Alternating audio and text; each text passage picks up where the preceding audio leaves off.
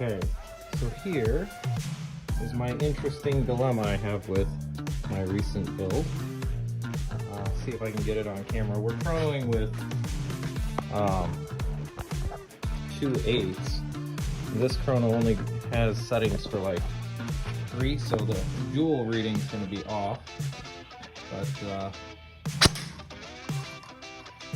389.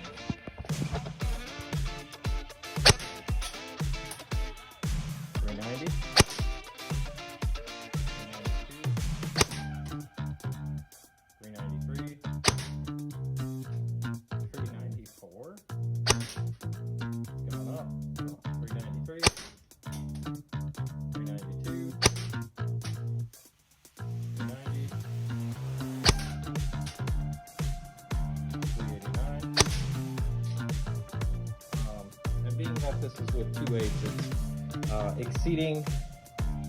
it's exceeding my field restrictions at both fields I play at. And the spring that is currently in here is an SHS M100.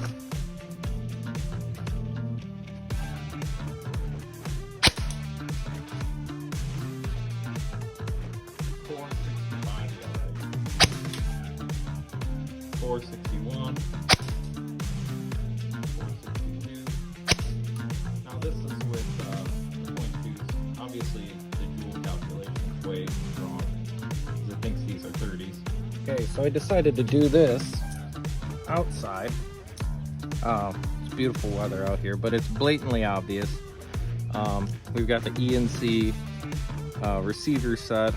I got the MER one. It's got the G&G Armament gearbox shell. This particular shell is probably, 15 years old. I just had it laying around. And a characteristic of G&G is the screws are on the opposite side of the gearbox from normal.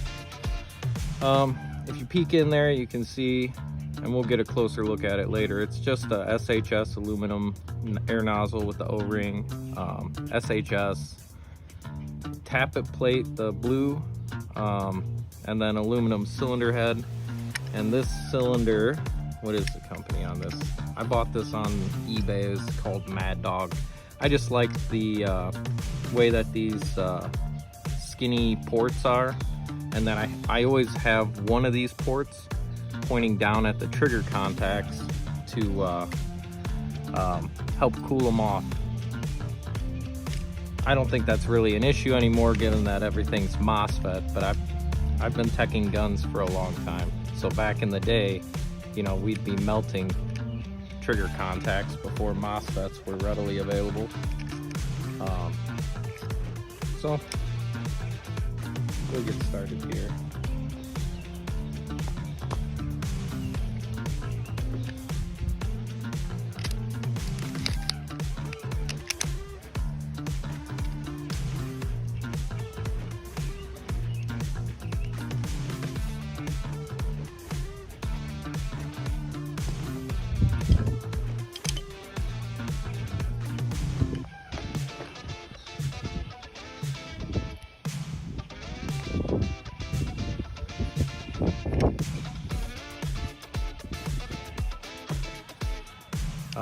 This isn't an especially expensive build by any means. This is really a lot of things I've had just laying around. I ordered a cool receiver and I just kind of threw it together out of some parts I had laying around.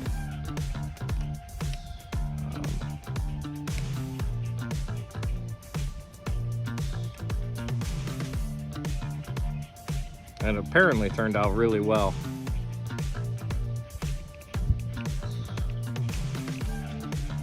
So I either have some extremely good air seals here, or that spring that from SHS that's labeled an M100 may not be an M100 as I'm used to seeing.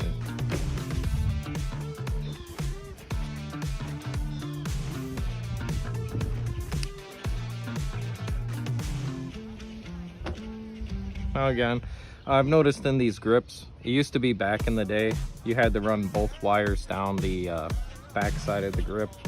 And that doesn't really seem to be the case anymore. There's a little bit more space in here. Seems like you can run the wires however you want.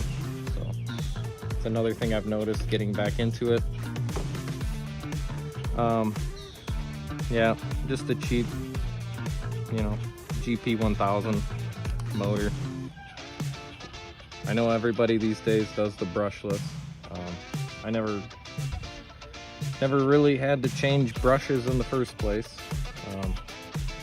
And it already has too high of a rate of fire, so I don't really see the reasoning for going anymore. I gotta go get my long screwdriver. And there she is. You can go to Harbor Freight and get you one of these. It's great for the buffer tube and these grip screws.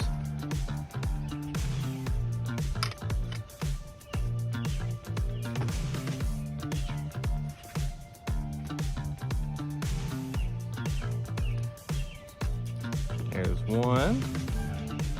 Look, I'll just stick it to the motor.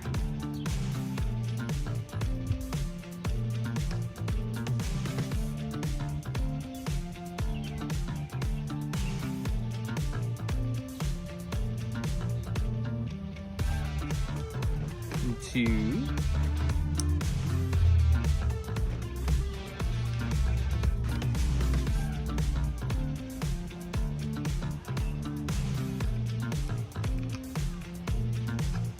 That one stayed in there.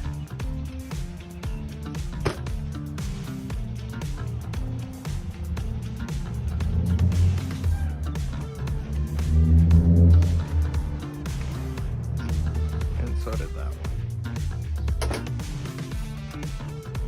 Alright, now when you're doing this, you want to make sure you don't snag your connectors.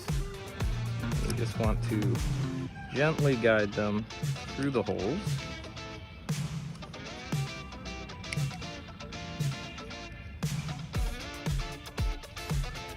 I'll set my grip over here.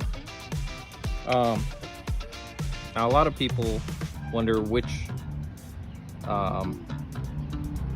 side the pins go in on.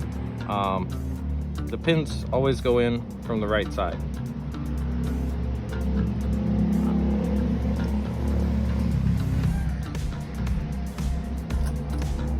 So that means this little guy right here needs to be pounded that way. I don't usually use like anything in particular. Just kind of pound it with whatever I have nearby. Doesn't usually take too much. That was pretty easy. Okay, just take it out. Set it there. We're gonna have to push this pin out now. Push this one. Oh, it's easy to lose. So, yeah, I always put these in like this, and then there's my full catch. And here it is. So again, this is that ENC Mer 1. I had to modify it quite a bit to get that Maritime Sop Mod stock to fit. I had to modify the stock as well, but it's worth it. It looks so badass. So here we've got the bearings, which is interesting here because it does look like there's some metal shavings on the bearings.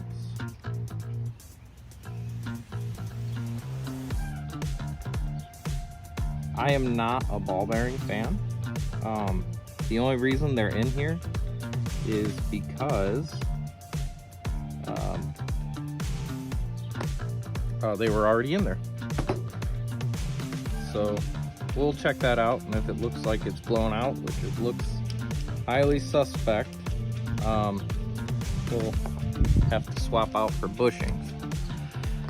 I run bushings in just about everything. My typical build is 13-to-1 gears with a high torque motor, some kind of MOSFET, especially active braking now is super critical for mil-sim games, especially when you're running 13-to-1 gears. You don't want to inadvertently shoot a double shot. Everyone will get super upset at you, throw you out. But yeah, here we've got a low neck selector plate.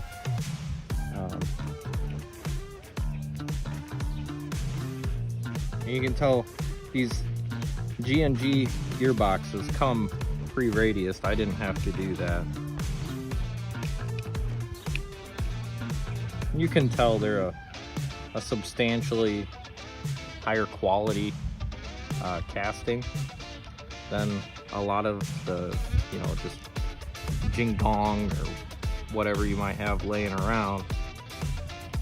I think if you don't overdo it, it's a good gearbox that'll last you a long time.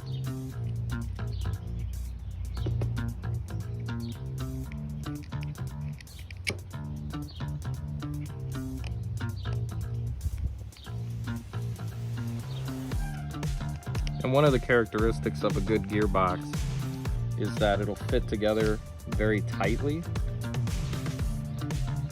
And you'll notice as I pull out this last screw,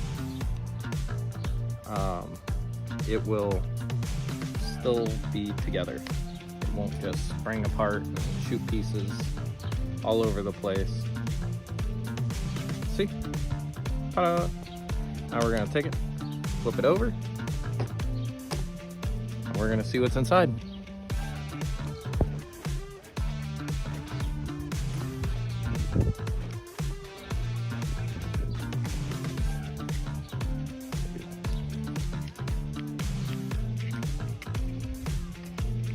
Get some leverage here, kind of get the two halves separated a little bit.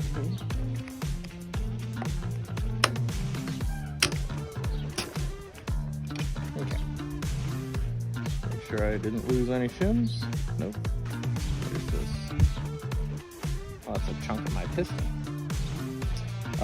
This piston is also one that I've just had laying around, but I'll start with the spring guide first.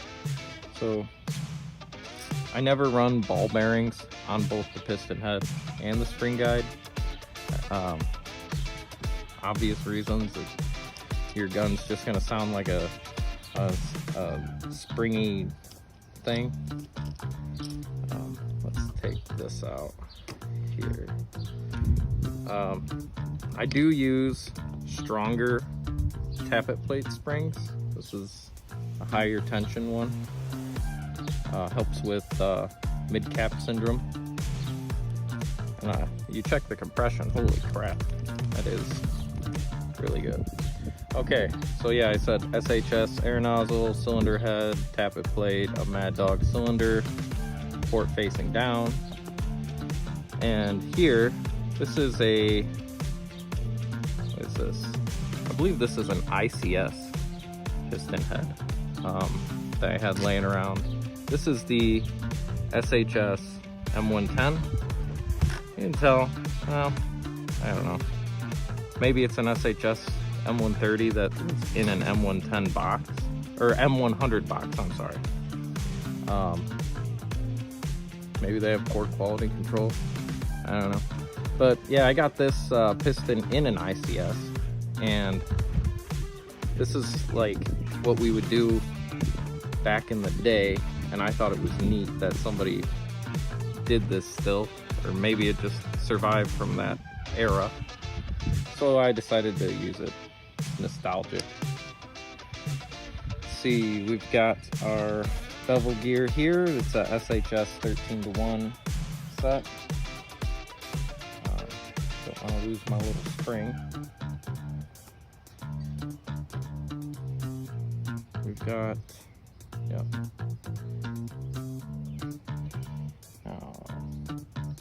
Here we got, don't want to lose any of our shims. That guy kind of popped up there. Kind of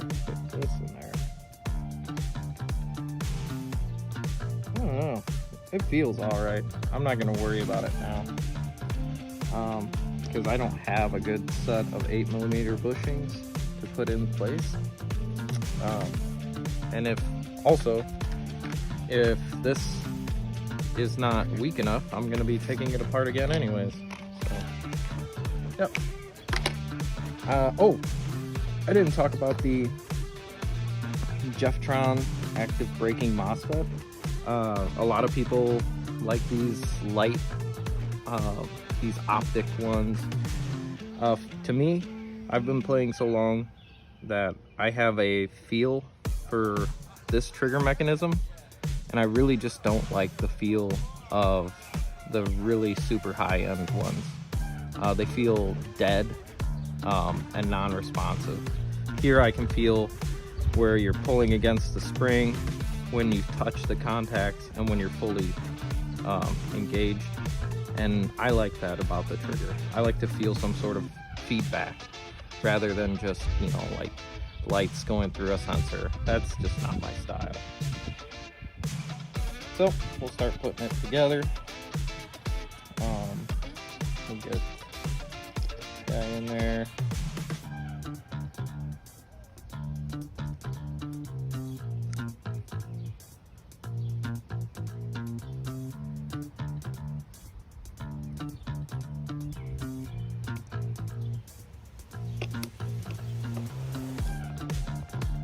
Oh. Get it in there. Good. Stuff that down there. Okay. Make sure that's in. This fits actually very tightly in this gearbox cutout. Get this piston in here.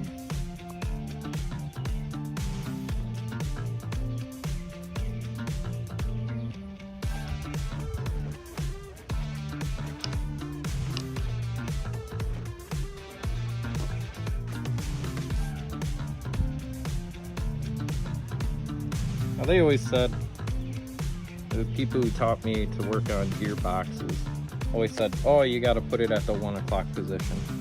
I mean, it doesn't really matter as long as it's not in a bad position. But I still do it anyways. So, this spring guide is just a Golden Eagle one. It's super cheap. They came in all the like fancier kind of like Jingong gearboxes. You very carefully want to not pinch any wires. It's easy to do. And then you flip it over. You put the screws back in. Okay. So I just like to put them all in there. And again, this gearbox, see, it will stay together.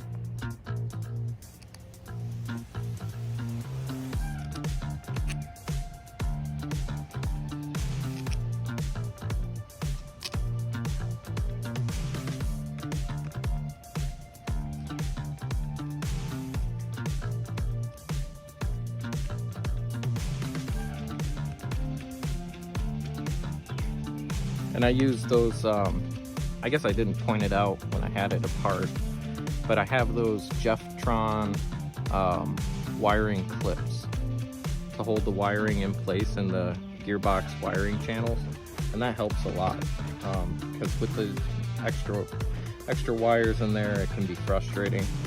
I imagine it's extra bad if you have, if you're routing the fancier wires, like the ones that look like little ribbon cables and stuff. But like I said, I like to keep it simple.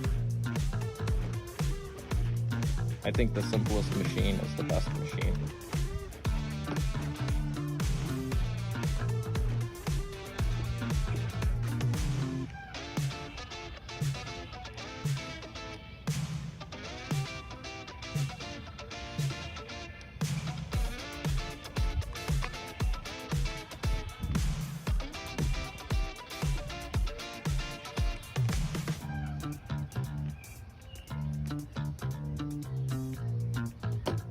All right, there it is.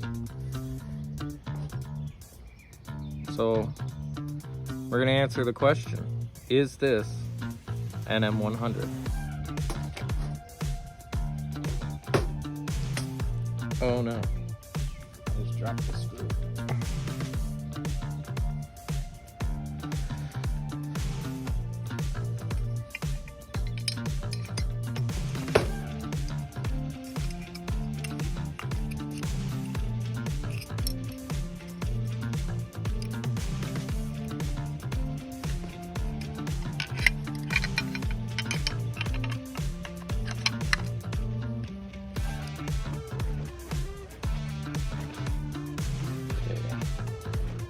Put our pins in.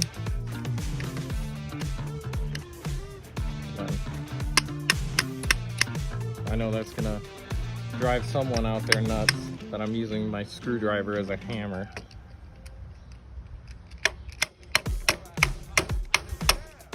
Sorry, don't care.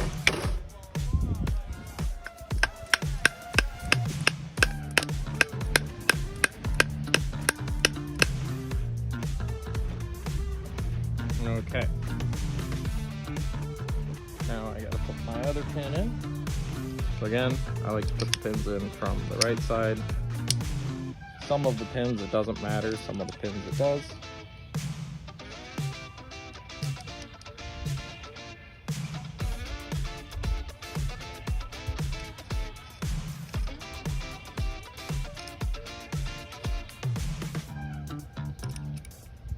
Just tighten it up.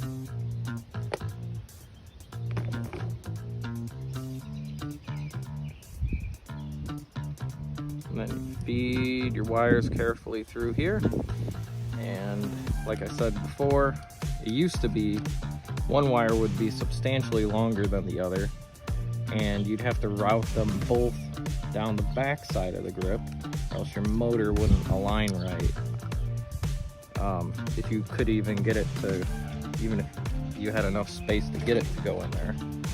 But that's not the case anymore. It seems we gotta get this grip seated. There we go. Now, one thing you really want to make sure at this point is that you probably can't see in there so well, but you really have to make sure that that grip, the bottom of the grip, is bottomed out on the bottom of the gearbox. If there's a big gap there, your motor alignment's gonna be off, and it's gonna sound screechy. And if it's bad enough, you'll just strip pinions left and right.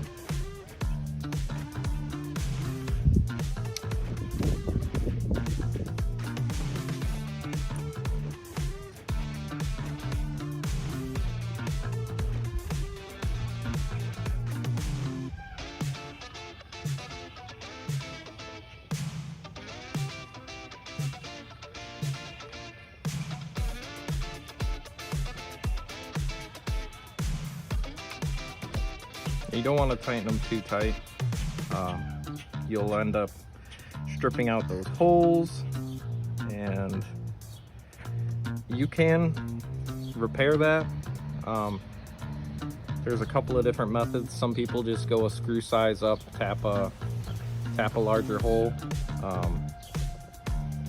I've done that in the past. I've gone to a coarse thread rather than these fine threads, and that's worked sometimes for a little while. A good permanent fix is they have these inserts where you drill the hole out, tap a larger thread, and it's like a steel insert you screw and lock tight in there, and then you're screwing into steel threads. So you'll be more likely to probably break your screw. These aren't, super strong screws to begin with. You'll be more likely to break those than to strip out the gearbox. So you can upgrade the threaded holes if you wanted to or needed to.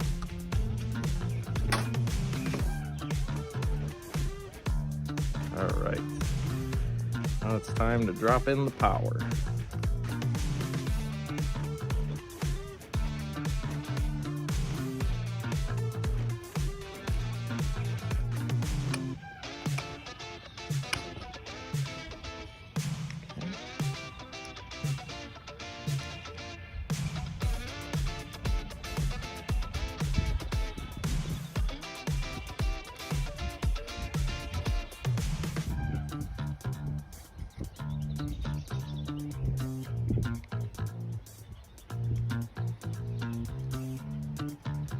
Get in there. Yeah.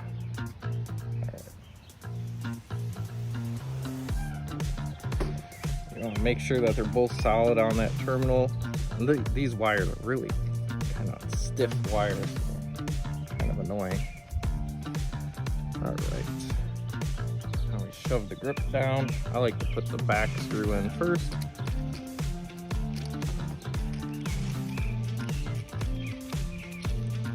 In the cheaper guns back in the day, if you put the front screw in first, it would break just under the spring tension. So that's why I do it. I don't know if it actually matters, but I'm scarred. And for whatever reason, this one goes in at an angle like this, which is, I don't know, I'm not used to seeing that.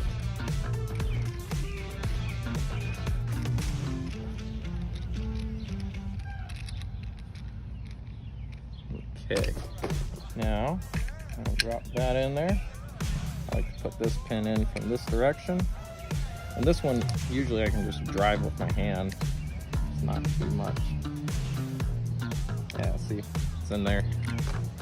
Hopefully not going anywhere.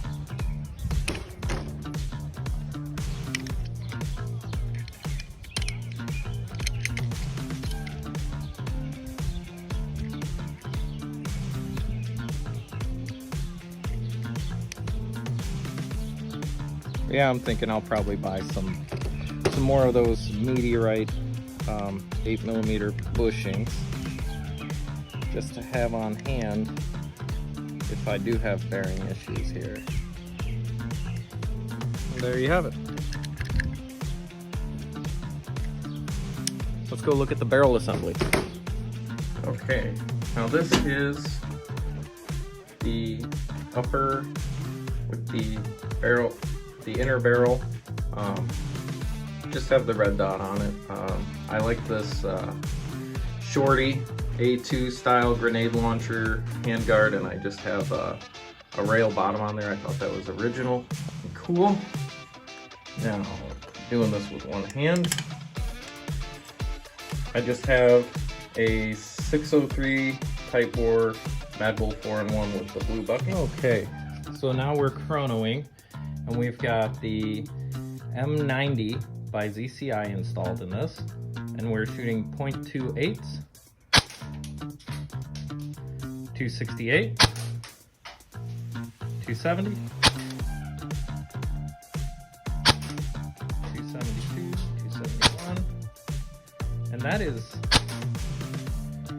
right about where I would expect it to be. So that leads me to believe that the M100s I'm getting from SHS are pretty hot springs. Let's get the 0.2s. All right, now we've got the 0.2 grams with the ZCI M90 spring. 337, 335, 334.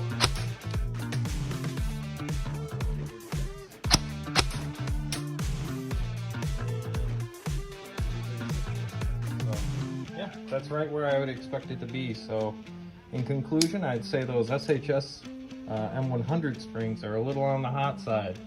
Probably more in line with like an M120 or maybe even pushing M130s.